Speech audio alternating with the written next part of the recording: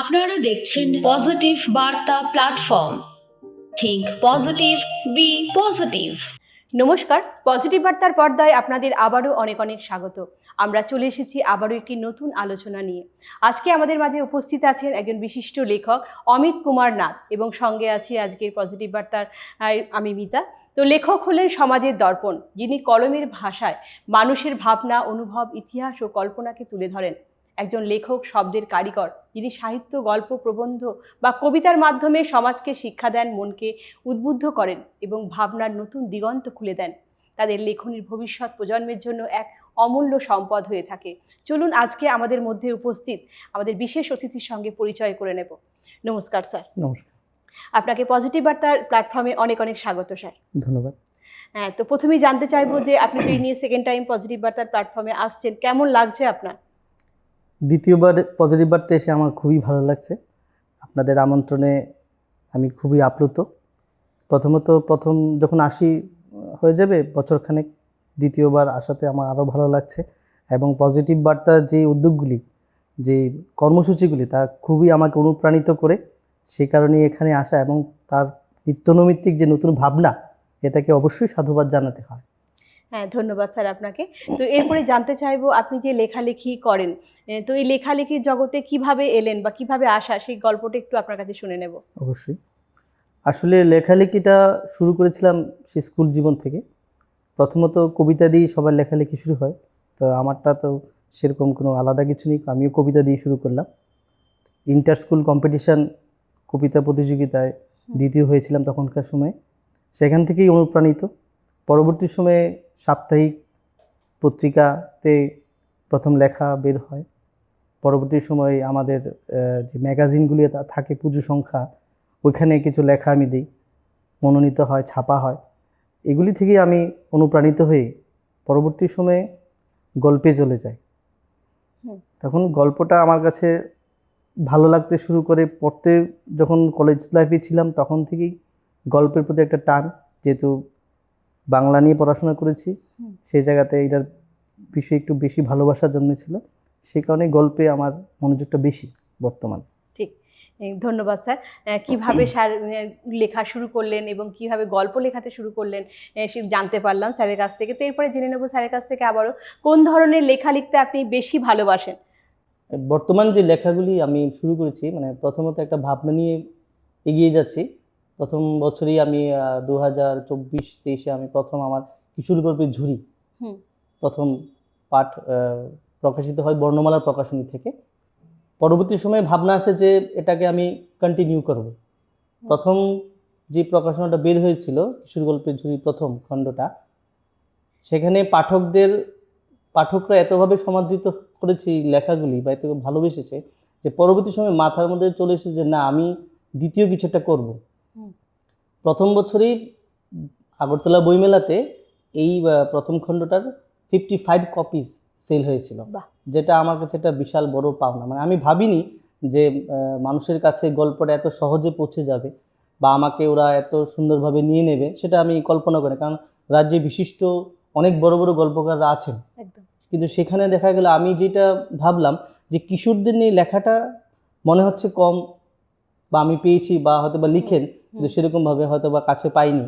তা ভাবলাম যে কিশোরদের নিয়ে ভাবা উচিত কিছু গল্প বা কিছু ভাবনা, ওদের মনোজগতে প্রবেশ করাটা একটা খুবই জরুরি এখনকার সময়। আমার মনে হয় যে তাদের ভাবনাগুলি কীরকম ছিল, আমাদের সময় আমাদের ভাবনাগুলি কীরকম ছিল।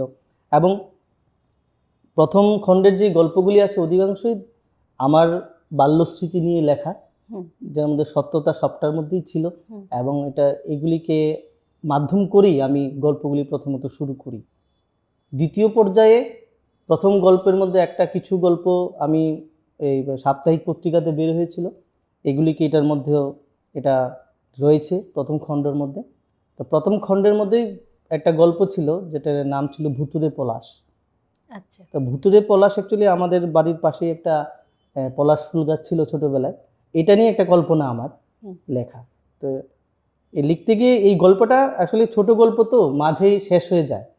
তো একজন পাঠক, আমারই ছাত্র, তো গল্পটা পড়ার পরদিন এসে আমাকে বলল, বইটা নিয়েছে সে বইমেলা থেকে, তারপরে বললো যে স্যার তুমি তো গল্পটা মাঝখানে শেষ করে দিলে, তারপরে কি হলো? তারপরে কি হলো?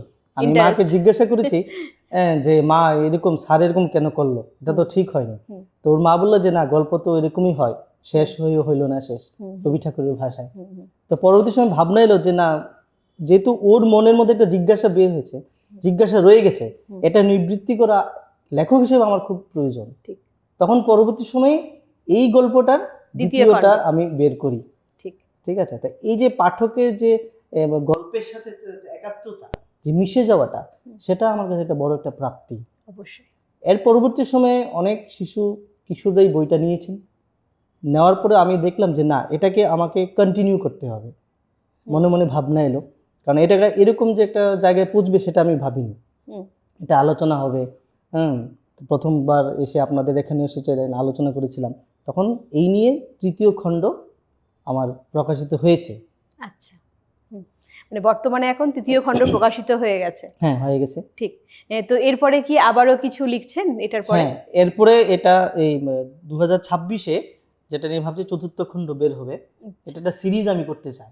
5টা একটা সিরিজ থাকবে। পরবর্তী সময়ে একটা সমগ্র নিয়ে ভাবনা চিন্তা চলছে, সবগুলি গল্প একসাথে মিলে কিছু একটা করা। ঠিক। আর আরও একটা যেটা একটা ভালো খবর, মানে আমার জন্য ব্যক্তিগতভাবে, যে প্রথম খণ্ডটা এটা ককবরক ভাষায় অনুবাদিত হচ্ছে। বাহ। 2026-এ সেটা বইমেলা সেটা প্রকাশিত হবে। ঠিক। আমাদের রাজ্যেরই একজন সুনামধন্য লেখক, সাহিত্যিক, কবি মধুসূদন দেববর্মা, উনি স্বইচ্ছায় বললেন যে আমাদের ককবরক সাহিত্যে ছোটদের গল্প নেই। এই বছর যে দুটো গল্প বর্ণমালা প্রকাশনী থেকে বের হয়েছে, সেগুলি হচ্ছে লংমা কথমা, ঈশপানি কথমা, মানে ঈশপের গল্প সমগ্র। এই সমস্ত গল্পগুলিকে ককবরক ভাষায় করা হয়েছে, ছোট ছোট বই আকারে। তখন উনি বললেন যে আমার কাছে এই বইয়ের গল্পগুলি ভালো লেগেছে, এবং এটা যদি ককবরক ভাষায় অনুবাদিত হয় তাহলে এটা আরো বেশি করে সমাদৃত হবে ককবরক একদম ভাষীদের তাই। জন্য। ঠিক। যা তাদের জন্য আরো মানে সুন্দর বলে তারা হ্যাঁ, পড়তে সুবিধা হবে এবং পড়তে তার সুবিধা নিজেদের ভাষা দিয়ে তারা পড়তে পারবে গল্পটা। খুব হুম। ভালো হবে একটা। তো তাদের যারা বাচ্চা আছে ককবরক যারা পড়ে বা হুম। এই ভাষা যারা মানে বেশি অভ্যস্ত তাদের জন্য তো বেশি ভালো হবে। হ্যাঁ হ্যাঁ হ্যাঁ, একদম। ধন্যবাদ স্যার আপনাকে আবারও। তো এরপরে আবারও আসবো যে আপনি কি মনে করেন যে লেখালেখির মাধ্যমে আমাদের সমাজ পরিবর্তন করা সম্ভব?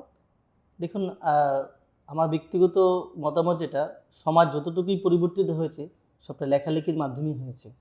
সেটা উপন্যাস বলুন, গল্প বলুন, কবিতা বলুন, স্বদেশী আন্দোলন বলুন, জাতীয়তাবাদ বলুন, এই যে উপন্যাস থেকে অনুপ্রাণিত হয়েই কিন্তু তৎকালীন সময় জাতীয়তাবাদের প্রেরণাটা ভারতীয়দের মধ্যে এসেছিল।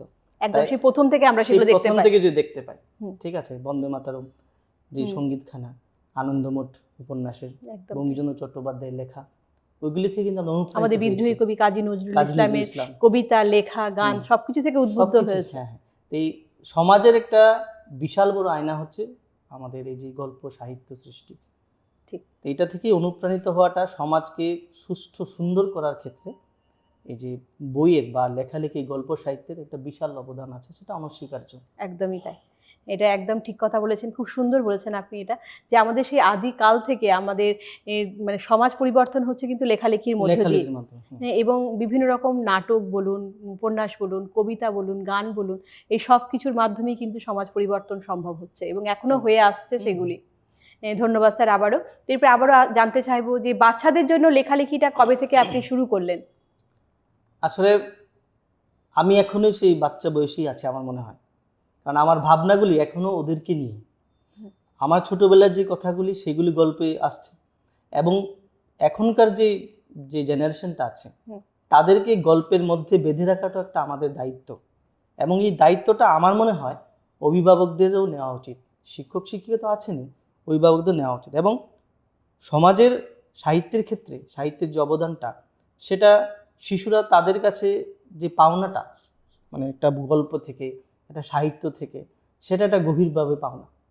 ঠিক আছে, কিন্তু বর্তমান সময়ে দেখা গেছে কি যে অত্যধিক পরিমাণে যান্ত্রিক নির্ভরতা, এই যে সোশ্যাল মিডিয়া নির্ভরতা, এইগুলি তাদেরকে অনেকটা দূরে সরিয়ে নিচ্ছে পাঠ্যপুস্তক থেকে বা সহপাঠ্যক্রমিক কার্যাবলী থেকে। তো সেদিক থেকে এটার গুরুত্ব অপরিসীম। আমাদের একটা অভ্যাস তৈরি করতে হবে, মানে সেটা আমি অভিভাবকদেরই বলবো যে অভিভাবকদের একটা অভ্যাস তৈরি করুন, একটা বই পড়ার অভ্যাস। আসলে পাঠাগার হচ্ছে মানুষের মনের হাসপাতাল।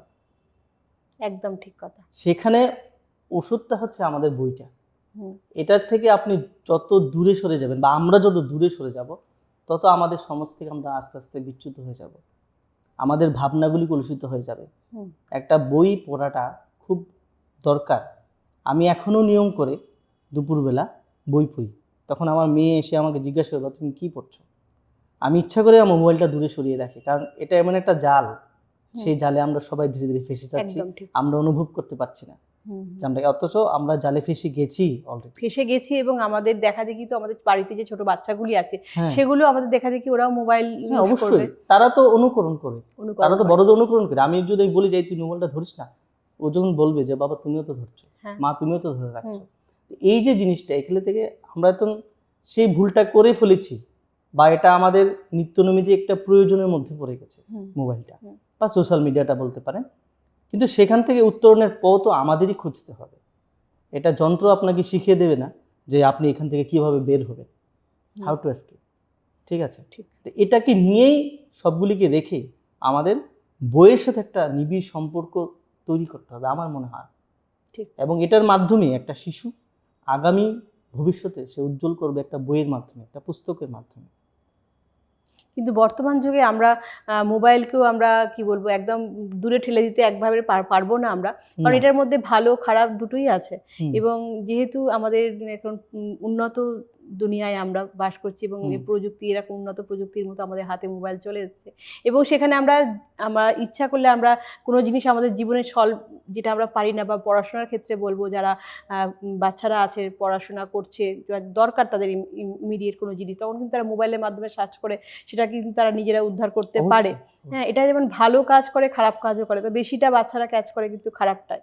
তো আমাদের বাবা মাকে দেখা উচিত মোবাইলটা যখন তারা ইউজ করবে, ব্যবহার করবে, তখন সে কীভাবে ইউজ করছে সেটাকে দেখা উচিত পাশে থেকে। কিন্তু বাচ্চারা মোবাইলের মাধ্যমেও কিন্তু ইবুক পড়ে, হ্যাঁ, গল্প অবশ্যই। পড়ে।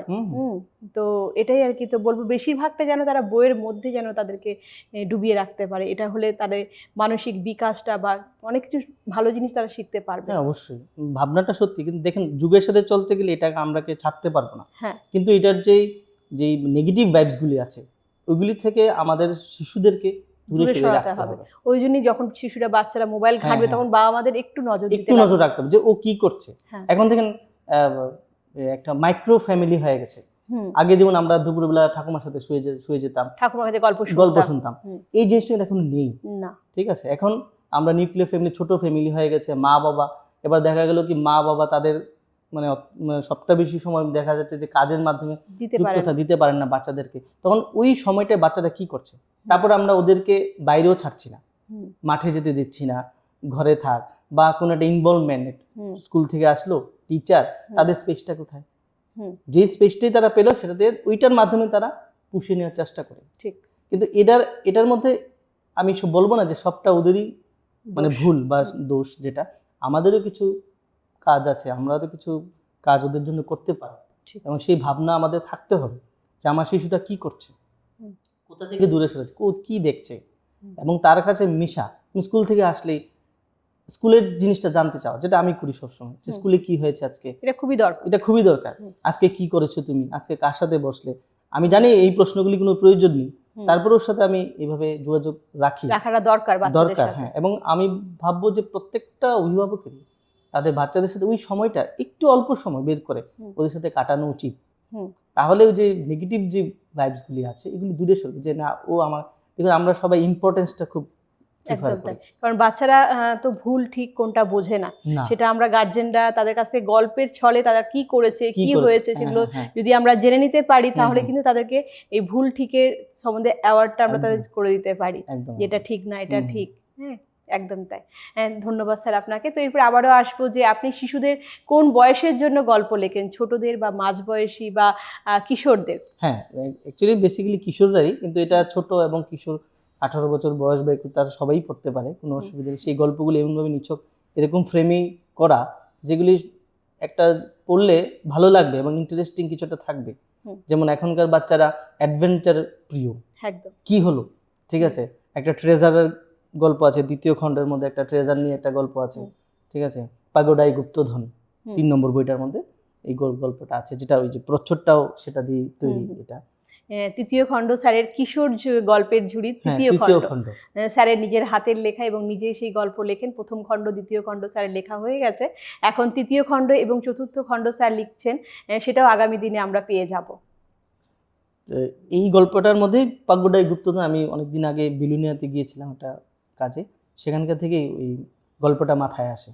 তো এখানে একটা পাগোডা ছিল, মানে বুদ্ধর একটা স্তূপ ছিল, মূর্তি বা একটা মন্দির আছে অনেক পুরনো, একটা দর্শনীয় স্থান ত্রিপুরার। অনেকেই হয়তো বা কলসিতে যেটা অবস্থিত, অনেকেই গেছেন। তো ওইখানে গিয়েই একটা গল্প সম্পর্কে একটা আইডিয়া আমার আছে। মাঝে মাঝে বের হতে হয়, নাহলে গল্প আসে না, সত্যি কথা। হ্যাঁ, তো এই কারণে বের হয়। ওখানে একটা গুপ্তধনের সন্ধান পেয়েছিল একটা ছেলে, ওর দাদুর সাথে প্রথম পরিচয়, দাদুর কাছে নকশাটা ছিল, এরকম একটা স্টোরি আমি তৈরি করেছি, যেটা বাচ্চাদের অনেক প্রিয়। তারপরে অলৌকিক রুদ্রাক্ষ একটা, সেটা একটা আপনার যে উত্তর ভারতের একটা জায়গায় আমি ঘুরতে গিয়েছিলাম, সেখানে গিয়েই আমি এটা করেছিলাম গল্পটা। হ্যাঁ, তো এটা মানে বেশিরভাগ বলবো সত্য কাহিনী অবলম্বনেই হ্যাঁ তৈরি, যেটা বাচ্চাদেরকে আশা করি আরো বেশি আকর্ষণ করে। ঠিক আছে। তারপরে ভূতের কিছু গল্প আছে, বাচ্চারা সবচেয়ে বেশি পছন্দ করে। গোয়েন্দার গল্পগুলো বেশি আকর্ষণ করে। যেমন আমাদের সময় যখন আমরা ফেলুদার গল্প পড়তাম, মানে খুব আকর্ষণ করতো আমাদেরকে এই গল্পগুলো, মানে তখন না গোয়েন্দার গল্পগুলি বেশি ভালো লাগছে পড়তে। তো এখন বর্তমান সময়ে মানে আমি একদম পুরনো থেকে দিন থেকে এসে আস্তে আস্তে আধুনিকতার ছোঁয়ায় ঢুকে যাচ্ছি। যেমন এখনকার গল্পগুলোর মধ্যে গুগল সার্চ থাকবে, এই সমস্ত কথাগুলি থাকবে। প্রথমত যে প্রথম পর্যায়ে যে গল্পগুলি সেটা আমাদের সময়কার ছিল, আস্তে আস্তে আমি এটা আপডেট করছি, কারণ যুগের সাথে আমাকে তাল মিলিয়ে করতে হয়, আমাদের এইভাবে চলতে হয়। এই নেক্সট যে গল্প আছে এটার মধ্যেও এই যে আমার ত্রিপুরার যে জমিদার শারদা চৌধুরী, নাম শুনেছেন নিশ্চয়ই, বিশাল করে, ওনার একটা ইয়ের উপরে আমি একটা গল্প লিখছি, চতুর্থ খণ্ডে সেটা পাওয়া যাবে। ধন্যবাদ স্যার, খুব ভালো লাগলো। স্যার মানে মূলত আমাদের কিশোরদের জন্যই লেখেন গল্প, কিন্তু সেই গল্প কিন্তু আমরা সে বাচ্চারাও পড়তে পারবে, মাঝ বয়সীও পড়তে পারবে, এবং আমরা বড়রাও কিন্তু সেই গল্প পড়তে পারবো। খুব ভালো লাগছে স্যারের গল্পগুলো, আমি দেখেছি সত্যি খুব ভালো, এবং ছোট ছোট গল্প বাচ্চারা কিন্তু পড়তে খুব ইন্টারেস্ট পায়। বাচ্চারা বেশিরভাগ ছোট গল্পই তো ভালোবাসে, এবং বড় গল্প তারা পড়তে চায় না, তাদের হাতে সময়ও কম, তারা পড়াশোনার চাপে বিভিন্ন রকম পড়াশোনার পাশাপাশি অনেক রকম সাংস্কৃতিক যে প্রোগ্রামগুলো তারা করে থাকে, এবং গান নাচ মানে বিভিন্ন রকমের সাথে যুক্ত থাকে, এটা থাকাও বাচ্চাদের জন্য খুব দরকার, যাতে বাচ্চাদের মনটা একটা ভালো জায়গায় থাকে, ইতিবাচক ভাবনার দিকে যদি থাকে, তারা নেগেটিভ দিকে তারা যেতে পারে না। এটা খুব দরকার বাচ্চাদের জন্য। তো বলবো বই পড়াটাও কিন্তু খুবই দরকার বাচ্চাদের। তো ধন্যবাদ স্যার আবারও। তো এরপর আবারও আসবো যে শিশুদের বই লেখার সময় ভাষা নির্বাচন কিভাবে বিষয়গুলি আপনার মাথায় আসে বা রাখেন, এটি একটু জেনে নেব। কিশোরদের লেখার বিষয় বা শিশুদের যে বইগুলি লিখছি বা গল্পগুলি লিখছি, প্রথমত সহজ সরল, বলতে গেলে অতি সহজ সরল, যাতে একটা পড়লেই দুটো লাইন শিশুরা বুঝতে পারে। অনেক সময় আমরা থাকবো না পাশে, যে লাইনটা কঠিন, বুঝতে পারছে না সে, এমন কোনো ভাষাই এই বইগুলিতে ব্যবহার করা হয়নি। একদম সহজ সরল সাদামাটা ভাষা, যেটাকে আমরা বলি, পড়লেই তারা বুঝতে পারবেন যে কি বলতে চাইছেন। বা এত অতিমাত্রিক যে ভাবনা বা অতিমাত্রিক যে কোনো কিছু মানে অলংকার দিয়ে সাজানো, এরকম কোনো লাইনই এখানে ব্যবহার করে, খুব সোজা সরল ভাষা দিয়ে লেখা আর কি। যেমন এক সময় আমরা যখন শরৎচন্দ্র বলুন, বঙ্কিমচন্দ্র বলুন, বা রবীন্দ্রনাথের অনেক কথা আমরা, বা মাইকেল মধুসূদনের মানে অনেক বই বা গল্প আমরা তো মানে আমরা বড়রাই উদ্ধার করতে আমাদের দাঁত কিন্তু ভেঙে যেত। হ্যাঁ, মানে আমরা বুঝতে পারতাম না, আমরা এর অর্থ মানে বার করতে পারতাম না, এটা মানে কি বোঝাতে চাইছে, অন্তর্নিহিত মানেটা। তো সেই জায়গা থেকে আপনার লেখাগুলি খুবই সহজ, এবং বাচ্চারা যাতে পড়তে পারে এই বিষয়ে মানে এটা আমি সবচেয়ে বেশি দৃষ্টিপাত করেছি, যে বাচ্চারা যাতে পড়তে পারে, তাদের নাগালের মধ্যে, বাচ্চাদের জন্য, হ্যাঁ বাচ্চাদের জন্য, হ্যাঁ অতিমাত্রায় কিছুই নেই।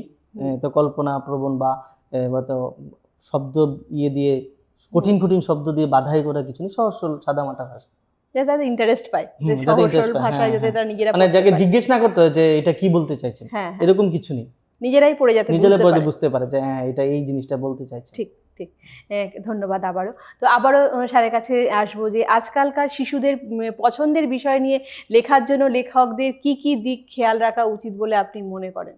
পছন্দের বিষয় বলতে এখন বর্তমান সময় দেখেন বাচ্চাদের একটা মনোজগৎ থাকে আলাদা, আমরা কিন্তু এটা থেকে হয়তো বা আমরা এখনকার মা বাবারা জানতে চায় না ওদের মনে কি হচ্ছে। ঠিক, হ্যাঁ, আমরা যখন ছোটবেলায় স্কুলে যেতাম তখন কিন্তু অতিমাত্রায় কিছু বলতাম, মানে মামার বাড়িতে হয়তো বা পুকুরে 5 কেজি মাছ ধরা পড়েছে, গিয়ে বললাম যে আমাদের মামাদের 15 কেজি ওজনের মাছ আছে। ঠিক। ঠিক আছে, আর যেটা মানে যা শুনতাম তা সেটাকেই আমরা সত্য বলে ভাবতাম, এবং সেটাকে বাড়িয়ে চাড়িয়ে বলাটা এটা শিশুদের একটা সাধারণ একটা ভাবনা। এটাই হ্যাঁ, আমিও যখন বাচ্চাদের কিছু শুনি বা বলি, তখন সে উল্টো আমাকে আবার শোনায় জিনিসটা এরকম হয়েছে, তুমি জানো এটা এরকম হয়েছে। যে তো ওদের কাছ থেকে কিছু পাওনা আছে আমাদের, ওরা কি ভাবছে, তো ওরা কি ভাবছে সেটার মাধ্যমেই ভাবনাটা চলে আসে। শিশুর মনোজগতে কি কি হচ্ছে, সে কি কি নিয়ে ভাবছে, বর্তমান যেই সময় চলছে সেটার মধ্যে সে কোন জিনিসটা নিয়ে বেশি ভাবছে এবং কোনটা দেখছে সে, সেটার উপরে আলোকপাত করাই আমাদের সকলেরই উচিত। একদম তাই। সেটাই। ঠিক। তো আজকালকার শিশুদের মধ্যে যেগুলো কাজ করে আমি বলবো, যে অনেক শিশুরা মানে আমরা বাচ্চারাদেরকে দেখি যে তারা গার্জেনদের মুখে মুখে কথা বলে, বা তারা মূল্যবোধটা জিনিসটা অনেকটা অভাব তাদের মধ্যে। তো এই বিষয়টা নিয়ে আপনি কি বলবেন? আসলে আমি বর্তমান যা সময়ে যেটা লক্ষ্য করছি, মানে অতিমাত্রায় আত্মকেন্দ্রিকতা একটা বিষয় বাচ্চাদের মধ্যে কাজ করছে। মানে আমি ছাড়া কোনো ভাবনা নেই, আমি ভাবছি আমি আসছি, কারোর সাথে মেলামেশাটা কম হচ্ছে, বন্ধু বান্ধব নেই, আত্মীয় স্বজনের সাথেও সেরকমভাবে মেলামেশা নেই, পাড়ার প্রতিবেশী আমরা মিশতে দিচ্ছি না। তো এই যে জিনিসগুলি বাচ্চাদের মধ্যে একটা নেগেটিভ ভাবনা তৈরি করছে। দেখুন, তারা অতিমাত্রায় সেন্টিমেন্ট হয়ে যাচ্ছে, সেন্টিমেন্টটা দেখা যাচ্ছে অতিমাত্রায়। হ্যাঁ, কোনো কিছু আমরা বলছেন, আমরা ইদানিং অনেকগুলি জিনিসই খবরই আমরা পাচ্ছি যে অতিমাত্রায় আগের দিনে দেখুন, স্কুল থেকে দেরি করে আসলো মার খেতাম, সকালে না উঠলো মার খেতাম, কিন্তু আমাদের মধ্যে কিন্তু ওই সেন্টিমেন্ট এত পরিমাণে ছিল না। এবং বাবা মা বা আমাদের বাড়ির আরো যারা গার্জিয়ান ছিলেন আমাদেরকে বকা দিতেন, মারতেন, কিন্তু আমরা কোনো সেইভাবে করতাম না, রিয়েক্ট করতাম। কিন্তু এখনকার সময় আমরা রিয়েক্ট করতাম না, আমরা ভাবতাম ওই যে আমাদের মধ্যে ওই ভাবনাটা ছিল যে আমাদের ভালোর জন্যই হতে পারে। একদম তাই। কিন্তু এখনকার বাচ্চাদের কোনো কিছু বলা অতিমাত্রায় সেন্টিমেন্ট গ্রো করে তারা, এবং দেখা যাচ্ছে যে তারা একটা বিষয় নিয়ে ভীষণ পরিমাণে ভাবনা, সেই ভাবনাটা কেন? কারণ সে একা থাকছে। দেখেন, এখন আমাদের ফ্যামিলিতে একজন দুইজন ছাড়া নেই, আমি ব্যক্তিগতভাবে আমি একা। আমি ফিল করেছি যে না, আমি আমার ছোটবেলাটা আমি কিভাবে কাটিয়েছি আমি জানি। ঠিক আছে, এই ভাবনাটা সকলের মধ্যে থাকতে হবে। যদি বাড়িতে মধ্যে গার্জিয়ান না থাকে, মা বাবা বা দাদু ঠাম্মা যদি এরকম না থাকে, তাহলে পিতামাতার উচিত তাদের কাছে তাদের ভাবনাটা জেনে নেওয়া, এবং কোনো একটা সমস্যাকে তাদের যাতে সেটা কঠিন সমস্যা যাতে না হয়, সেটাকে সহজ সরলভাবে সেটাকে ভাঙিয়ে দেওয়া, বা ভাবনাটাকে এরকমভাবে গড়ে তোলা যে তাদের মধ্যে যেন নেগেটিভ কোনো ভাবনা না আসে, যে তোমার ভালোর জন্য বলা হচ্ছে, তুমি যাতে আরো উন্নতি করো, সেটা বলে পড়াশোনা আরো ভালো হয় সেটা বলা হচ্ছে। এটাকে যদি তুমি নেগেটিভ ভাব নাও, তাহলে হিতের বিপরীত হচ্ছে। এবং অনেক ক্ষেত্রে দেখা যাচ্ছে আমরা যে অভিভাবকরা আছি সেটা উল্টো হচ্ছে, যে আপনি আমার বাচ্চাকে শাসন করার কে। ঠিক আছে, এগুলো আমরা অ্যাকচুয়ালি অভিভাবকরাই কিছু দোষ আমরা করে থাকি। হ্যাঁ, আছে। এই যে বাচ্চারা সেই ফলটা ভোগ করে। অবশ্যই। এবং এই যে ভাবনাটা যখন আপনি আপনার শিশুর সামনে কোনো শিক্ষককে বা অভিভাবককে বলবেন যে আপনি কে, তখন ওর মধ্যে কি কাজ করবে, যে সত্যিই তো ও কে আমাকে বলার। কিন্তু জিনিসটা এরকম না, কারণ উনি যে বলছেন আমাদের ভালোর জন্যই বলছেন। কালকে একজনের সাথে কথা হচ্ছে, যে উনি বলছেন, খুব ভালো লাগলো, যে আমার শিশুকে যদি আমার বাড়িতে যে কাজ করি উনি যদি বকা দেন আমি তাতেও খুশি। একদম তাই। কারণ ওর ভালোর জন্যই বলছে। অবশ্যই। সেটা আমাদের গাড়ির চালক হতে পারে, আমাদের স্কুল বাসের কন্ডাক্টর হতে পারে, যে তোমরা এরকম করবে না। সেটা নিয়ে যখন আমরা উল্টো রিয়াকশন দিই এবং বাচ্চাদের সামনে, সেটা একটা ব্যাড মেসেজ যায়। হ্যাঁ, ব্যাড মেসেজ বাচ্চাদের কাছে অবশ্যই যায়। এবং ও কি শিখলো আগামী দিনে, ও কি শেখাবে। হ্যাঁ, যে অ্যাকচুয়ালি আগেকার দিনে যখন আমাদের স্কুলে বলুন মাস্টার মশাইরা যখন বা দিদিমণিরা যখন আমরা পড়া না পারলে বা কোনো কিছু অপরাধ কিছু কাজ করলে, বা তখন আমাদের কিন্তু মারতো, বা কিন্তু আমাদের বাবা মারা কখনো বলতো না যে কেন মেরেছেন। হ্যাঁ, তো জিনিসগুলো কিন্তু ভালোর জন্যই হতো। সত্যি, অবশ্যই। যেমন বাড়িতে যখন গৃহশিক্ষক আসতেন একটা কথাই বলতেন, স্যার আপনি শুধু হাড্ডিটা রেখে দেবেন, চামড়াটা খুলে নিয়ে যান। এটা একটা কমন একটা কথা ছিল। কিন্তু এখনকার সময় স্যার একটু বুঝিয়ে বলবে, প্রথমেই আপনাকে বলে দেওয়া হবে যে আপনি একটু বুঝিয়ে বলবেন, মানে আপনি বোঝানোর বাইরে আর কিছু করতে পারবেন, আপনার এখতিয়ারে নেই। সেটা আপনাকে কিন্তু বাচ্চারা বুঝে যায় না, আমি যাই খুশি করি না কেন আমাকে তো মারতো না, বা আমাকে কোন রকম বাজে কথা করতো না, বলবে না। তো সেই কারণে আমিও সেইভাবেই চলবো। তো এটা না পেতে পেতে অতিমাত্রায় সেন্টিমেন্ট হয়ে যাচ্ছে তারা। ঠিক আছে, তো এই জিনিসটা আমাদের বাচ্চাদেরকে বোঝাতে হবে এবং তাদের মধ্যে যে ক্রাইসিস যে ভাবটা, আমরা কোনো একটা চাওয়ার আগেই কোনো কিছু দেওয়া, যেটা আমরা পাইনি কোনো সময়, ঠিক আছে, এই ভাবনাটা কিন্তু সত্যি ভালো ছিল। ভালো কোনো ছিল এবং জিনিস- অভাবটা কি সেটা বোঝাতে হ্যাঁ, লাগে হ্যাঁ, ওদেরকে। হ্যাঁ। এই বর্তমান সময়ে এই জিনিসটা পাই না, কোনো কিছু নেই, ঠিক আছে, চাইলো দিয়ে দিলাম, 5 টাকা চাইলো 10 টাকা দিয়ে দিলাম, ঠিক আছে। একটা দেখা গেলে যে ক্লাস 9-10-এ পড়ে একটা ছেলে বা মেয়ে স্কুটি নিয়ে মোবাইল নিয়ে স্কুলে যাচ্ছে, ঠিক আছে, বলবেন যে হ্যাঁ ঠিক আছে, যুগের সাথে তো ঠিকই আছে, কিন্তু আর এই আমাদের সময় তো একটা যুগ ছিল, আমরা তো সেটাও পার হয়ে এসেছি। দেবো আমি অবশ্যই, আমি প্রত্যেকের ছেলে মেয়েকে ভালোবাসে, ঠিক আছে, কিন্তু এটা একটা সময় আছে, একটা নির্দিষ্ট সময়ে আপনি এটাকে দেখান, ভালোবাসাটা দেখান, বা তাদের সামনে ওইভাবে দেখানোটা আমার মনে হয় না সেরকমভাবে প্রয়োজন আছে বলে। একটা টিচার অনুশাসন করছেন, মারছেন, উল্টো টিচারকে গিয়ে ধমকাচ্ছেন, ঠিক আছে, এটা তো ঠিক না।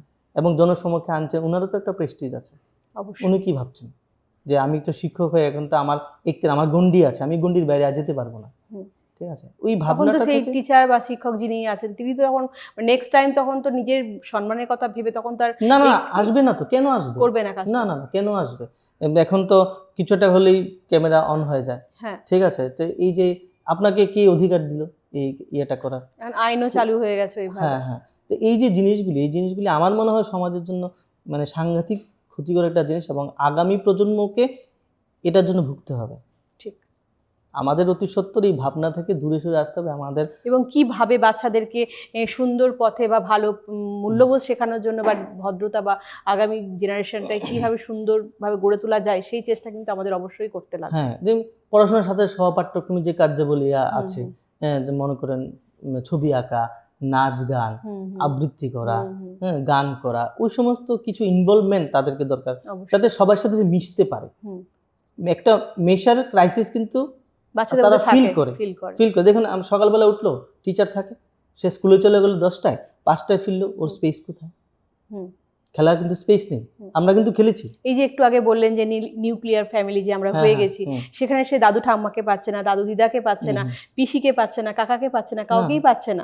সেখানে সে ফিল করছে একটা একাকিত্ব মানে বোধ করছে। হ্যাঁ, এই যে ক্রাইসিসটা, তার জিনিসটা সেটা পূরণ করাটা আমাদের সকলের কর্তব্য, এবং অভিভাবকদের এই বিষয়ে সবচেয়ে বেশি সক্রিয় হতে হবে এই বিষয়ে আমার মনে হয়।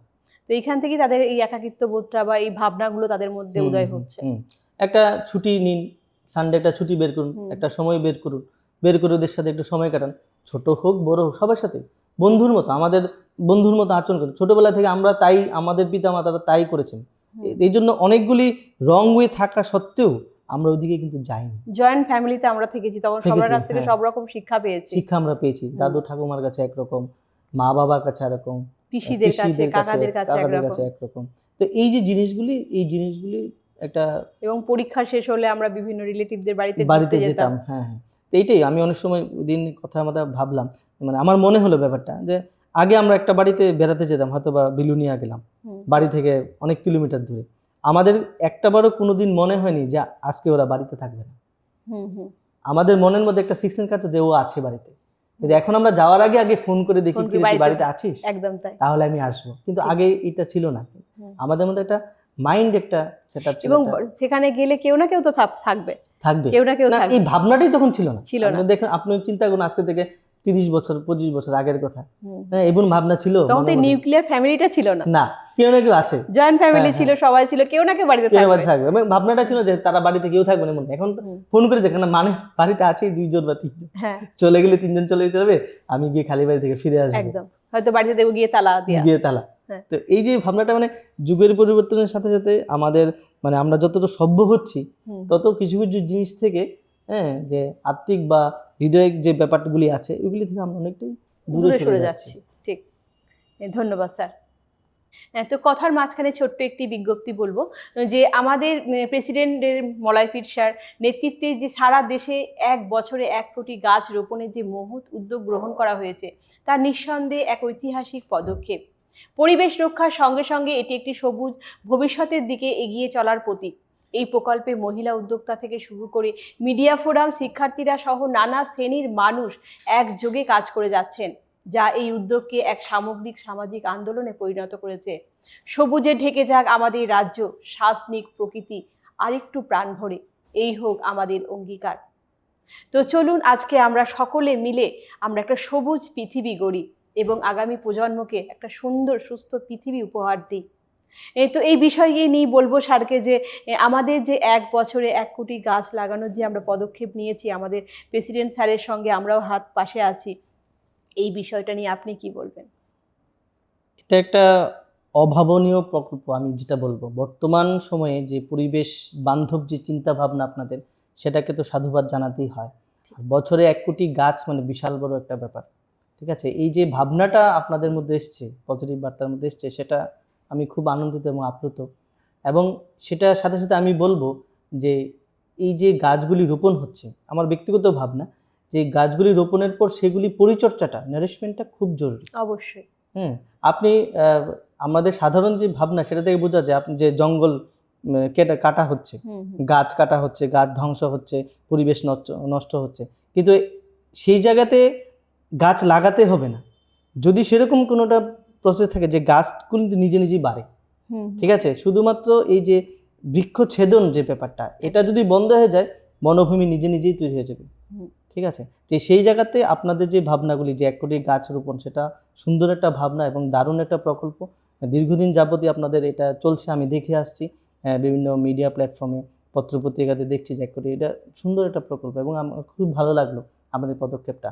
এবং আমাদের রাজ্যের যে অবস্থা, সেই অবস্থায় আমাদের যে একটা কদিন আগেই দেখেছিলাম যে আমাদের ভারতবর্ষে একটা সময় একজন মানুষ প্রতি প্রায় 1200 গাছ ছিল, সেটা এখন কমতে কমতে 38 এসে দাঁড়িয়েছে।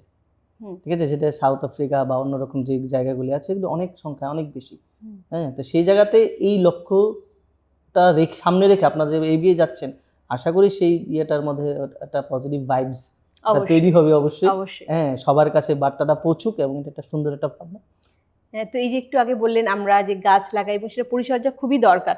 সেটাকে আমরা বিভিন্ন স্কুল বলুন, সরকারি দপ্তর বলুন, বিভিন্ন জায়গায় সেই গাছ লাগানো হচ্ছে এবং সেখানে যে বাচ্চা ছোট ছাত্রছাত্রী যারা, তাদের হাত দিয়েই লাগানো হচ্ছে এবং সেই গাছটা কি করে বড় হয়ে উঠবে বা কি করে তাকে মানে বড় করে তোলা হবে এবং ভালোভাবে মানে তাকে ব্যারিকেড দিয়ে বলুন, যেটা করা দরকার একটা গাছ বেড়ে ওঠার জন্য, সেই ব্যবস্থাটুকুও নেওয়া হচ্ছে।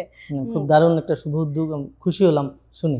মানে এই জিনিসটা একটা প্রায় সময় দেখা যায় যে গাছ লাগানো হচ্ছে, ঠিক আছে, কিন্তু পরিচর্যার অভাবে দেখা গেল গাছটা কিছুদিন পরে আর নেই, কেউ তুলে নিয়ে যাচ্ছে বা ছাগল বা গরু সেটাকে খেয়ে ফেলছে।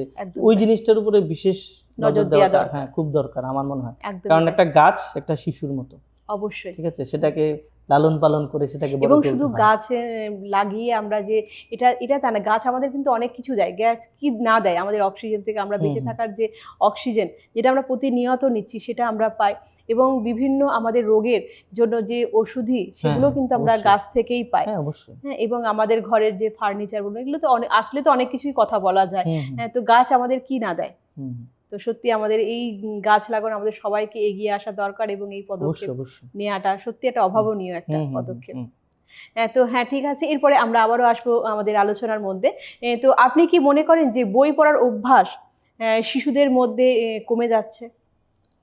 হ্যাঁ, এটা আমি লক্ষ্য করছি। দেখুন, বর্তমান সময়ে যে ব্যাপারটা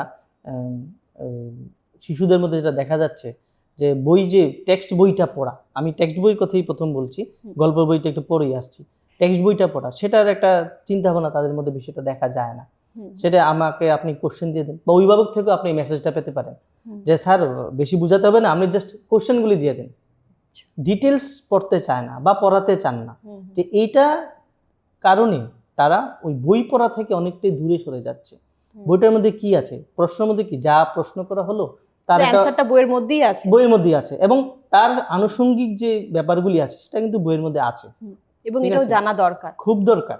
শুধু জানা দরকার না, খুবই দরকার। এবং সেখান থেকেই বাচ্চারা কোনো জিনিস পেতে পারে, কোনো কিছু আসলে আমি বড়রা এখনো তাই করি, কোনো একটা জিনিস জানি না, পাট করে সার্চ করে ফেলি, দেখি এটার মধ্যে কি আছে, কি আছে। তো এই জিনিসটা যদি যখন বই থেকে যখন আপনি পড়বেন বা হাতে লিখবেন, এটার মধ্যে যেই আপনার যে মানসিক যে ব্যাপারটা আছে বা লেখার মধ্যে যেই আত্মিক জিনিসটা প্রকাশ পায়, সেটা কিন্তু ওই টাইপিংয়ে হয় না। ঠিক আছে, এই যে কালো কালো অক্ষরগুলি আমাদের কিন্তু টানে। ঠিক আছে, বইয়ের মধ্যে অর্ধেকটা বই পড়ে আমি এখনো একটা কাগজ দিয়ে রাখি বা বুকমার্ক দিয়ে রাখি যে বইটা এতটুকু পড়া হয়েছে, আমার ওইখান থেকে আবার পড়তে। এবার খুলে অনেক সময় মনে হয় যে আগের পৃষ্ঠা যে কি ছিল সেটা মনে হয় আমি ভুলে গেছি, আবার আবার revision। একবার পড়িনি। ঠিক। ঠিক আছে, তো এইটা পড়ার পর যে এটা ভিতরে যে অনুভূতিটা, ঠিক আছে, আপনি একটু আগে বলেছেন যে ইবুকের একটা ব্যাপার আপনি বলেছিলেন, যে ইবুক বাচ্চারা ইবুকও পড়ে। হ্যাঁ, আমি সাপোর্ট করি, যাতে অনেক ক্যারি করতে সুবিধা। এখানে গেলাম, হ্যাঁ, মোবাইলটা খুলে বসে আছি, ঠিক আছে, হ্যাঁ হ্যাঁ হ্যাঁ একটা গল্প ঠিক পড়ে আছে, নিই। হ্যাঁ হ্যাঁ। কিন্তু আমি বলবো যে যখন আমরা বাড়িতে থাকি, অন্তত ছাপার অক্ষরে লেখার অভ্যেসটা আমাদের তৈরি করা করতে উচিত আমার মনে হয়। আর ঠিক। আর বই পড়লে কি হয়, মানে আমরা যদি গল্পের আকারে জিনিসগুলোকে পড়ি, অনেক কিছু জিনিস কিন্তু আমরা এখান থেকে শিখতে পারি। এমনকি আমরা যে এই যে আচরণের কথা একটু আগে আমাদের উঠে এলো, যে বাচ্চাদের আচরণে এখন আমরা অনেক ভিন্নতা দেখতে পাই। তারা যে সহানুভূতি বলুন, শ্রদ্ধা ভক্তি বলুন গার্জেনদের প্রতি, বা কিভাবে তারা চলতে লাগবে, রাস্তাঘাটে কি করে চলতে লাগবে, মানুষের সাথে কিভাবে কথা বলতে লাগবে, এই সব কিছু কিন্তু আমরা বইয়ের মধ্যে একটা গল্পের আকারে যখন আমরা পড়বো জিনিসগুলোকে, তখন কিন্তু সেখান থেকে সে অনেক কিছু নিতে পারে। হ্যাঁ, অবশ্যই অনেক কিছু শিখতে পারে, এবং আমাদেরকে কিন্তু ওগুলো শেখায় খুব ভালো করে। এবং আমরা নিজেরাও যখন বই পড়েছি, অনেক কিছু মানে ফিলিংস আছে যে না, এটা এরকম হওয়া উচিত, এরকম হলে সত্যি তো ঠিক, তো খুব ভালো, এটা এরকম করা উচিত, আমার চলাফেরার মধ্যে এই জিনিসগুলো আনা দরকার। এগুলো অবশ্যই এই ভাবনাগুলি তো মানে আমাদের পাঠ্যসূচির মধ্যেই দেওয়া, এবং এটার বাইরে যদি আমি গল্প, কবিতা, সাহিত্য, সে তো আরো বিশাল বড় ব্যাপার। একদম, লেখার মাধ্যমে আমরা প্রকৃতিকে ভালোবাসতে পারি, মানুষকে ভালোবাসতে পারি। অবশ্যই অনেক গল্পগুলো এমন ভাবে দেয়া থাকে, সত্যি তখন আমাদের আলাদাভাবে প্রকৃতিকে যেন আমরা নতুন করে চিনতে শিখি, নতুন করে ভালোবাসতে শিখি। একটা বৃষ্টি পড়ছে, একটা পাখি ডাকছে, একটা সকালের যে পাখির ডাক, এগুলো যেন খুব আকর্ষণ করে। অবশ্যই বই পড়লে এগুলো আরো সুন্দর করে ভাষার মধ্যে দিয়ে আমাদের খুব আকর্ষণ করে এই জিনিস। একটা বই পড়লে দেখবেন, মানে আমি যেটা ফিল করি, মানে আমি ওইখানটাই চলে যাই, বা ওই ভাবনাটাই চলে যায় আমার চোখের সামনে ভেসে ওঠে। হ্যাঁ, এই একটা নিয়ে লেখা, জম্পুই পাহাড় নিয়ে নেক্সট গল্পের মধ্যে আছে। জম্পুই পাহাড় নিয়ে একটা স্টোরি আমি করছি বর্তমান সময়ে, একটা ছোট শিশুকে কেন্দ্র করে। এটার মধ্যে মানে জম্পুই পাহাড়ের যে আমি যখন লিখছিলাম, আমার মনে হচ্ছে যে আমি জম্পুই পাহাড়ে যাওয়া হয়নি, কিন্তু আমার মনে হচ্ছে যেমন আমার সামনে যেমন পাহাড়টা ঠিক সেইভাবে দাঁড়িয়ে আছে, এবং তার নিচে নিম্নাঞ্চলে যে জনবসতি ছিল, সেই বসতিটা এখনো আছে। মানে মনে হচ্ছে সবগুলি ছুটোছুটি করছে আমার সামনে, এই জিনিসটা আসে। এবং আমি ভাববো যে যখন শিশুরা পড়বে, তাদের মনের মধ্যেও এরকম যে একটা জিনিস ছবিটা ফুটে উঠবে। আমরা ছবি আঁকি, দেখুন আমরা যতই শহরে থাকি, আপনি একটা বাচ্চাকে যখন বলবেন যে তুমি একটা ছবি আঁকো, ও কিন্তু ওই গ্রামের ঘর, একটা গাছ, একটা নদী আঁকবে, একদম দেখবেন। হ্যাঁ, এটা কমন ফ্যাক্টর। আপনি দেখবেন ওকে আঁকতে, ও থাকছে ঘরে, আকাশে পাখি আঁকলো, সূর্য আঁকলো, হ্যাঁ সূর্য আঁকলো, হ্যাঁ, ও দেখবেন ও ফ্ল্যাট বাড়িতে থাকছে, ঠিক আছে। তো দেখেন, আমি লক্ষ্য করি, কারণ আমার ছোট একটা স্কুল আছে, হ্যাঁ, অঙ্কন শিক্ষা কেন্দ্র আছে, সেখানে বাচ্চাদেরকে আমি ফ্রি করে দিই। অনেক সময় গার্জেন, স্যার ও তো উল্টাপাল্টা আঁকে, আমি কারি উল্টাপাল্টা যেটা আঁকছে সেটাই তো মনের আঁকা, তার ভিতর থেকে আঁকা। আমি যেটা দিচ্ছি তোর মুখস্থ, ওই মুখস্থ জিনিসটা থেকে আমাদের সরে বেরোতে হবে। তার ভাবনাটা দেখো যে কতটুকু ভাবে, তার চিন্তা শক্তিটা কতটুকু, কি ভাবতে পারে। আপনি একটা বাচ্চাকে বলুন যে তুমি একটা ছবি আঁকে না, দেখবেন পরদিন একটা বই থেকে বা মোবাইল থেকে কপি করে আপনাকে এনে দিয়ে দিচ্ছে, যেটা আমি দেখি প্রতিনিয়ত। কারণ আমি বলি, তোমাদের কি ভাবনা, যখন সাবজেক্টটা তোমাকে দেওয়া হলো, কোনো একটা বিষয় তোমাকে দেওয়া হলো, তোমার মনে কি প্রথম এসছে সেটা তুমি ভাবো। লুধিয়ানাতে আমার একজন ছাত্র চাকরি করে, ও আর্ট কলেজ থেকে বের হয়েছে। ও আমার সাথে একদিন কথা বলতে বললো যে স্যার, আমাদের এখানে আমি কোনোদিন 5 বছরে ওদের ড্রয়িং খাতাতে এঁকে দিইনি কিছু। ছোট ছোট বাচ্চাকে টপিক দেওয়া হচ্ছে এরকম যে তুমি ঘুম থেকে উঠে দেখলে যে তুমি ছোট হয়ে গেছো, এখন তুমি কিরকম দেখছো বাকিগুলি, যে কাপগুলি বড় বড়, গাছগুলি বিশাল বড় বড়, যেখান থেকে তুমি নামছো সেটাতে মই দিয়ে তোমাকে নামতে হচ্ছে। এই ভাবনাগুলি তাদের মধ্যে দেওয়া, তাদের একটা আলাদা মনোজগৎ আছে। ওদেরকে ফ্রিলি ওদেরকে বিচরণ করা ছেড়ে দেওয়া উচিত, যে তুমি একটু আগে হাঁটো তোমার মতো করে, তারপর আমাদের যে ভাবনাগুলি সেটা না হলে তার থুপে দেবো তার উপর পড়ে, আগে তার ভাবনাটা তাকে ভাবতে দাও, ছবির মধ্যে দিয়ে ফুটিয়ে তুলুক সে। তো এই জিনিসগুলি আমাদেরকে করতে হবে, এবং তাদেরকে একটা স্পেস দেওয়া আমাদের উচিত আমার মনে হয়। তো এই যে বললেন আপনি লেখার পাশাপাশি একটা আপনার স্কুলও আছে, হ্যাঁ, সেই স্কুলটা মানে কতদিন হলো, কিভাবে চালাচ্ছেন যদি আমাদের? আমি 2002 এর স্কুল, এটা যখন 2002 থেকে স্টার্ট করেছি, অনেক দিন হয়ে গেছে, যেটা জগরিমোড়াতে আছে এখন বর্তমানে। যে কালী মন্দির একটা আছে, সেখানে একটা বড় একটা রুম নিয়েছি, প্রায় 60-70 স্টুডেন্টস সেখানে আছে আমার। তো এই জার্নিটা কিভাবে শুরু হলো? জার্নিটা প্রথমত আমি যখন বলতে হবে যে একটা ওয়ান কাইন্ড অফ ক্রাইসিস, যখন ইয়ে করি, 12 পাস করি, তখন খুব ইচ্ছে ছিল যে আর্ট কলেজে ভর্তি হবো। তখন বাড়ি থেকে বলা হলো, অন্যরা গার্জিয়ানরা বলছে আর্ট কলেজে ভর্তি হয়ে কী করবি তুই, ছবি আঁকবি, ছবি আঁকলে হবে। তখন ভাবলাম যে না, সেটা তো ওরা দেবে না। তো বাংলা অনার্স নিয়ে কলেজে ভর্তি হলাম, পাশাপাশি আর্টটাকে রাখলাম। তখন আমি প্রাইভেট অলরেডি বিশারদ কমপ্লিট করে ফেলেছিলাম। তখন মনে মধ্যে ভাবনা আসলো যে যদি একটা ছেড়ে দিই তাহলে সেটা আর ভুলে যাব, এটা করতে পারবো না। তখনকার সময় একটা বাড়িতে 5-6 জন নিয়ে পরিচিত দাদা ছিল, ওনার মাধ্যমেই স্কুলটা শুরু করি। পরবর্তী সময় আস্তে আস্তে করতে করতে করতে করতে এখন এত বছর, রোববারটা আসলে আমি সব ভুলে যাই। হ্যাঁ, রোববার মানে বাচ্চাদের সাথে অনেকক্ষণ সময় কাটানো হয়। তো এইভাবে আমার স্টুডেন্টও আছে, এখন স্কুল আছে, ওরাও আমার এখানে আসে, তারাও হেল্প করে। কারণ একার পক্ষে তো আর 60-70 জন স্টুডেন্ট কন্ট্রিগুলো। তো এই যে আপনি একটু আগে যে বলছিলেন যে গল্পর মধ্যে কি ছবি এই যে আপনার অবশ্যই ফুটে ওঠে? হ্যাঁ, অবশ্যই, কারণ বাচ্চারা বেশি আকর্ষণ থেকে অনুভব পায়। করে। হ্যাঁ, এখানে যে এই যে আমার যতগুলি কপি বের হয়েছে কিশোর গল্পের ঝুড়ি, প্রত্যেকটা গল্পের প্রচ্ছদ আমার ছাত্রছাত্রীদের আঁকা, এবং ভিতরে প্রত্যেকটা গল্পের অবলম্বনে ইলাস্ট্রেশন করা আছে, এবং ওগুলিও আমার স্টুডেন্টদেরই আঁকা, যাতে স্টুডেন্টরা যাতে বা পাঠক বলুন, তারা যাতে পড়তে গিয়ে দেখে ছবিটা অনেকটা গল্পটার অনেকটা কিছু বলে দেয়, ঠিক আছে, বা ইন্টারেস্ট বাড়িয়ে তোলে যে কি আছে এটার মধ্যে, সে কি পেলো কি পেলো না, ওই জায়গাটা কোথায় গেল, কিরকম দেখতে। তো মানে লেখার পাশাপাশি ছবিটা অনেক ম্যাটার করে। ঠিক, অনেক ধন্যবাদ স্যার আপনাকে। তো এরপরে আবারও আসবো স্যারের কাছে, যে পাঠকদের থেকে আপনি কি ধরনের প্রতিক্রিয়া পেয়েছেন? পাঠকদের মধ্যে পাঠকদের যে ভালোবাসা, সেটা সবচেয়ে বড়, যেটা বইমেলাতে যেটা আমি লক্ষ্য করি। হ্যাঁ, প্রথমেই বলেছিলেন যে হ্যাঁ, তো ওরা আসে অনেক সময়, তো পরিচিতের মধ্যে অনেক সময় অনেকেই এসে বলছে যে ঠিক আছে বইটা নিলাম, তুমি একটা অটোগ্রাফ দাও। পরিচিত বন্ধু বান্ধব আসলো, অভিভাবকরা আসলেন, যারা ছাত্রছাত্রী আছে তারা আসলো। আবার অপরিচিত যখন কোনো কেউ এসে হঠাৎ করে বইটা দেখে নিয়ে, ওই জিনিসটা সবচেয়ে বড় প্রাপ্তি আমার মনে হয়। এই বছর বইমেলাতে আমার প্রথম একটা কবিতার বই ছিল, শেকড়ের টানে, বর্ণমালা প্রকাশনী থেকে প্রকাশিত প্রথম প্রচেষ্টা, যেটা তো বই খুঁজছে, হঠাৎ করে ওই বইটার কপি একটা ছিল, একজন ভদ্র অভিভাবক বইটা হাতে দিল, ওইটার মধ্যে আমি ইলাস্ট্রেশন করেছিলাম। হ্যাঁ, তাই ছোট ছোট কবিতা, বুদ্ধিবৃন্দ ছবি আছে। ছেলে বললো বাবাকে, বাবা আমি এই বইটা নেব, কবিতার বইটা। তো এই যে প্রাপ্তিটা, আমি বসে আছি সামনে, আমি কিছু বলিনি, এই যে প্রাপ্তি, এটা কতটুকু আনন্দে, সেটা মানে ভাষায় প্রকাশ করা যাওয়ার মতো একদম। হ্যাঁ, যে এটাই সবচেয়ে বড় প্রাপ্তি। পরিচিত যারা, তারা তো কিনছে, তারা চেনে আমাকে, আমার গল্প সম্পর্কে জানে। অপরিচিত যারা, কেউ জনে আসলো, এসে বইটা দেখে ভালো লেগেছে প্রচ্ছদটা। আর প্রথমত এখনো বাচ্চারা বা শিশু কিশোররা প্রচ্ছদের উপরে তাদের একটা আকর্ষণ থাকে। হ্যাঁ, প্রচ্ছদে কি আছে, আর এটা একটা ট্রেজারের একটা কি জানি আছে, তো দেখেই বইটা হাতে নিয়ে নিল। তো এই যে জিনিস, এটা একটা বড় পাওনা থাকে আমাদের, এবং এটা আমরা চাই যে এটা ভালোবেসে তারা এটা গ্রহণ করছে, মানে ফোর্সলি না, বা আমার পরিচিত এই জন্য বইটা নিচ্ছে, এরকম না জিনিসটা। তো প্রত্যেক বছরই নতুন নতুন কিছু অভিভাবকরা আসেন, তারা নেন, বা অপরিচিত আছে তারাও বইটা নেন, তখন আরো বেশি। নামের মধ্যেও কিন্তু একটা আলাদা আকর্ষণ আছে, শিকড়ের টানে, মানে এটা আলাদা, মানে আমাদেরকে ভাবায় লেখার কথাটা। তো এই কিশোর গল্পের ঝুড়ি নিয়েও ভাবনাটা এরকমই, সিরিজ চলবে। হ্যাঁ, এবং এই বছর, আগামী বছর ককবরক আসছে, এবং পরবর্তী সময় এটা ইংরেজি ভার্সনেরও কাজ শুরু হয়ে গেছে। খুবই ভালো, বাচ্চারা কিন্তু ইংলিশ পড়তে এখন অধিকাংশই অভ্যস্ত। হ্যাঁ, অভিভাবকটা বলেন যে স্যার আমার বাচ্চা বাংলা থেকে ইংলিশটা অসুবিধা হয়, বাংলা পড়তে, ইংরেজিটা বেশি স্বাচ্ছন্দ্য বোধ করে। ঠিক আছে, এর জন্য সেই ভাবনাটাই মাথায় রেখে প্রকাশকও চাইছেন যে এরকমই হোক স্যার, যেহেতু বইটা যাচ্ছে, হ্যাঁ বইটা সেল হচ্ছে, তা আপনি এদিকেই মনোনিবেশ করুন। একদম তাই, ইংলিশেও হোক না কেন, ইংরেজিতে হোক, ককবরকে হচ্ছে ইংরেজিতে হোক। তো এটা একটা বড়, বিশাল বড় পাওনা, এবং এটা সবার ভালোবাসা এবং থেকেই হচ্ছে। অবশ্যই ধন্যবাদ স্যার আবারও। তো আমরা অনুষ্ঠানের একেবারে শেষ পর্যায়ে, আমাদের হাতে সময় অনেক কম, তো এরপরে স্যারের কাছে শেষ প্রশ্ন একটা করে নেব, যে যারা নতুন লিখতে চায় বা যারা শিশু লেখক আছে, তাদের জন্য আপনি কি বার্তা দেবেন?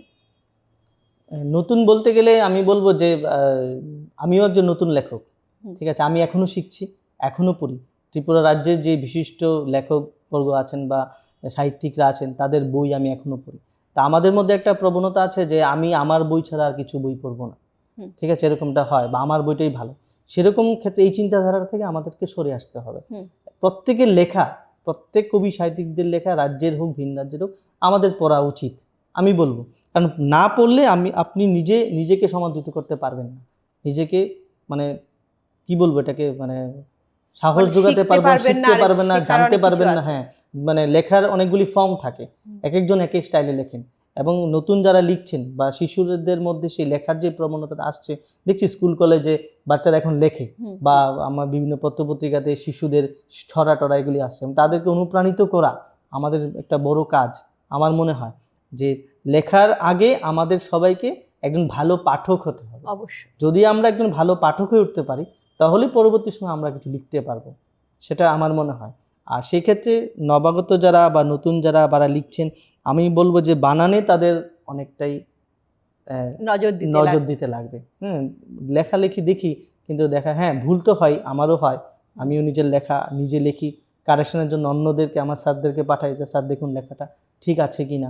ওই জিনিসটা আমাদের করে নিতে হবে, ঠিক আছে? ওই বানানের ব্যাপারটা আমরা মানে সচেতনভাবে আমাদের এটা করা উচিত আমার মনে হয়। তাহলে যে এই বানানটা দেখছে, একই বানান দেখা গেল দুইটা জায়গায় মানে হয়। হ্যাঁ, দুই রকম হয়, বা কোনো জিনিস মানেটাই উল্টো হয়ে যাচ্ছে, একদম তাই। ঠিক আছে? ওই জিনিসই আমাদের অনেকটা সচেতন হওয়া উচিত সকলের। ঠিক। ধন্যবাদ স্যার আপনাকে। তো স্যারকে আবারও ধন্যবাদ দেব স্যারের মূল্যবান সময় পজিটিভ বার্তার প্ল্যাটফর্মে দেওয়ার জন্য, এবং স্যারকে চাইবো আগামী দিনে আবারও স্যারের চতুর্থ খণ্ড নিয়ে আবারও স্যার আমাদের সামনে আসবেন, এটাই আমরা আশা করব। এবং আমাদের অনুষ্ঠান আপনাদের কেমন লাগছে অবশ্যই কমেন্ট করে জানাবেন, এবং আমাদের আগামী অনুষ্ঠানগুলো দেখার জন্য বলবো চোখ রাখতে পজিটিভ বার্তার Facebook live, Tripura knowledge city এবং পজিটিভ বার্তার ইউটিউব চ্যানেলে। ভালো থাকবেন, সুস্থ থাকবেন। নমস্কার।